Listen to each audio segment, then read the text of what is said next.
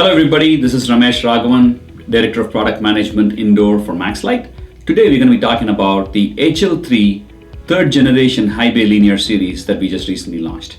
The product comes just at 1.5 feet, just over 12,000 lumens, and has 4 different sizes covering up to 4 feet at 40 plus thousand lumens. All of these products in the series come with controls ready integrated feature. Also comes with a CCT selection switch that's at the back here that gives you the option to choose between 4000 and 5000K. One of the wattages, this particular one I'm holding here, also gives you an option to choose between 78, 92 and 105 watt, making it a wattage selectable fixture.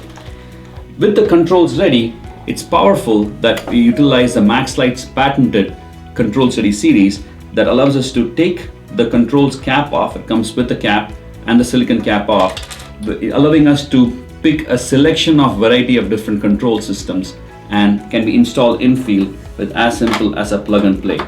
And your fixture now has a PIR network node installed right there. That's how simple that is. And the product comes standard with a couple of V-hooks and a 40-inch knotted chain that gives you hanging ability, hanging mount. And you also have the option to purchase additional accessories that gives you a surface mount option, a pipe mount option for every wattage.